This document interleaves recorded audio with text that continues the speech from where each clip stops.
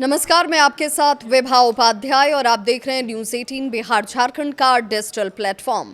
करीब 4 साल से जारी रूस यूक्रेन युद्ध अब ऐसे चरण में पहुंच चुका है जहां मिसाइलों, ड्रोन और इसके साथ ही साथ जब चर्चा चल रही है तो उनमें टैंकों के साथ कूटनीतिक गतिविधियां तेजी से बढ़ती हुई नजर आती हैं। दुनिया की निगाहें इस बात पर टिकी हैं कि क्या आखिरकार इस विनाशकारी संघर्ष को समाप्त करने का रास्ता निकल पाएगा। हाल ही में पश्चिम एशिया में ईरान और अमेरिका के बीच हुए समझौते के बाद से क्षेत्रीय तनाव कम होने के संकेत मिले हैं। इसी पृष्ठभूमि में अब रूस और यूक्रेन के बीच भी शांति की संभावनाओं पर चर्चा तेज हो चुकी है। यूक्रेन ने एक हफ्ते के भीतर दूसरी बार रूस की राजधानी मॉस्को की तेल रिफाइनरी को ड्रोन हमले का निशाना बनाया। यह भी कहा जा रहा है कि इस हमले के बाद मॉस्को के कई हवाई अड्डों पर उड़ानों का संचालन अस्थायी रूप से रोकना पड़ा। रूसी आक्रमण शुरू होने के बाद से इसे यूक्रेन के सबसे बड़े ड्रोन अभियानों में से एक माना जा रहा है। यूक्रेनी राष्ट्रपति व्लादिमीर जेलेंस्की ने साफ संकेत दिए कि रूस पर दबाव बढ़ाकर उसे वार्ता की मेज तक लाना ही उसका मकसद है, उद्देश्य है। जेलेंस्की ने कहा कि अगर यूक्रेन जलेगा तो मॉस्को भी जलेगा। साथ ही उन्होंने ये भी दोहरा दिया कि अब इस युद्ध को खत्म करने का समय आ चुका है। दूसरी ओर यूरोपीय संघ ने भी रूस के साथ कूटनीतिक संपर्क बढ़ाने शुरू कर दिए हैं।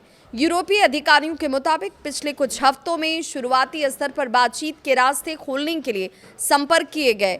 हालांकि अभी किसी ठोस मुद्दे पर चर्चा हुई नहीं।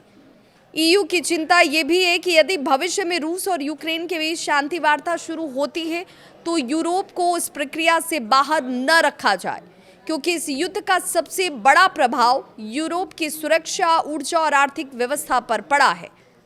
सवाल भी उठता है कि क्या रूस यूरोप को नजरअंदाज कर रहा है।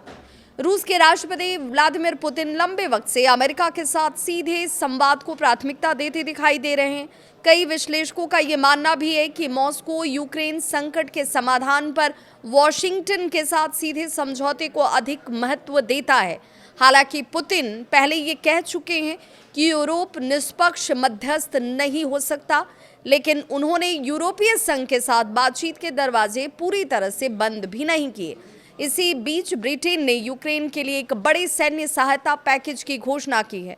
रिपोर्ट्स के मुताबिक 2026 के अंत तक यूक्रेन को 1.5 लाख ड्रोन, 350 एयर डिफेंस मिसाइलें, आधुनिक ग्राउंड बेस्ड रडार सिस्टम प्रदान किए जाएंगे। और ये सहायता ये दिखाती है कि पश्चिमी देश अभी भी यूक्रेन के समर्थन में मजबूती से खड़े हैं। ड्रोन हमलों से कुछ घंटे पहले जेलेंस्की ने अमेरिका के राष्ट्रपति डोनाल्ड ट्रंप और फ्रांस के राष्ट्रपति इमैनुअल मैक्रों के साथ महत्वपूर्ण समन्वय वार्ता किया। उन्होंने कहा कि G7 देशों के नेताओं ने यूक्रेन को भविष्य में भी समर्थन जारी रखने का आश्वासन दिया है। सवाल ये उठता है, फिर आगे होगा क्या? अब दुनिया के सामने सबसे बड़ा सवाल यही है कि क्या बढ़ते सैन्य दबाव और तेज होती कूटनीतिक जो है वो रणनीति मिलकर युद्ध को समाप्त करने का रास्ता बताएंगे, या फिर संघर्ष एक नए और अधिक खतरनाक चरण में प्रवेश करेगा। फिलहाल इतना तो जरूर तय है कि युद्ध का मैदान सिर्फ यूक्रेन और रूस तक सीमित नहीं रहा। इसमें यूरोप, अमेरिका और वैश्विक राजनीति के कई बड़े खिलाड़ी सक्रिय रूप से शामिल हैं और आने वाले महीनों में लिए जाने वाले फैसले पूरी दुनिया की सुरक्षा और स्थिरता को प्रभावित कर सकते हैं। आपकी राय क्या है? क्या रूस और यूक्रेन युद्ध अब शांति की ओर बढ़ रहा है या सिर्फ एक नए चरण की शुरुआत मात्र है? कमेंट में अपनी राय जरूर साझा करें।